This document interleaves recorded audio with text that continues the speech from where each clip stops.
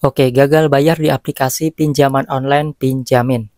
Apakah tahun 2025 ini ada DC lapangannya atau enggak?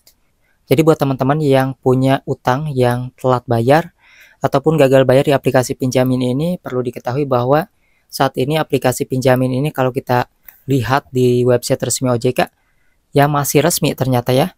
Walaupun pada awalnya dia namanya itu Pinjam Win-Win dan berganti nama menjadi Pinjamin. Nah, untuk tahun 2025 ini memang saya juga belum mendapatkan info dari teman-teman yang didatangi oleh DC lapangan dari aplikasi Pinjamin, karena memang dari yang telat bayar, dari yang gagal bayar, semuanya juga itu masih sama ya, seperti dulu. Artinya belum ada DC-nya yang diturunkan oleh aplikasi Pinjamin. Namun entah berbeda cerita nanti ke depannya, kalau misalnya ada pembaruan, aturan yang diturunkan oleh pinjolnya itu, dari si pinjaminnya ini ya, dari perusahaannya, misalnya nanti akan ada DC-nya, ya mungkin akan berbeda dengan saat ini. Namun saat ini ya belum ada DC lapangannya, dan tetapi ya teman-teman, ketika kalian telat bayar dan gagal bayar ini, mereka seperti biasa, pasti akan ada yang namanya teror telepon ya, teror ke WA, pokoknya kayak gitu aja.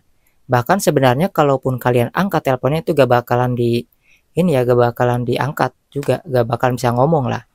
Bahkan ketika kalian blokir nomornya pun itu ya percuma sebenarnya, karena kan mereka menggunakan nomor-nomor yang lain sebagai teror saja. Nah, jadi bahkan beberapa tahun sebelumnya juga ada yang memang tanpa ada konfirmasi penagihan ke nomor sendiri, baik itu telepon dan WA, tapi justru nelpon ke kantor. Nah, itulah kenapa aplikasi ini sering melanggar ya, walaupun resmi, tetapi kalau dikatakan DC-nya ada ya enggak. Itu berbeda ya dari aplikasi lainnya. Kenapa aplikasi ini belum menurunkan DC kayak gitu ya, tapi lebih memilih melanggar aturan OJK, ya mungkin aplikasinya di sini berpikir bahwa ketika nelponnya nagihnya ke kantor, itu bisa menekan si orang yang galbay itu sendiri. Nah, jadi seperti itu teman-teman ya. Nah, ada juga yang mengatakan jika aplikasi ini walaupun resmi, ketika galbay itu tidak akan masuk slik. Namun di sini saya tidak mengajak kalian untuk galbay ataupun meminjam ya. Bagaimanapun kita punya utang ya dibayar. Kalau misalnya uangnya belum ada ya bisa nanti ditunda dulu ya. Setelah semuanya siap, setelah usahanya penghasilannya lancar, baru ya perlahan-lahan dibayar seperti itu.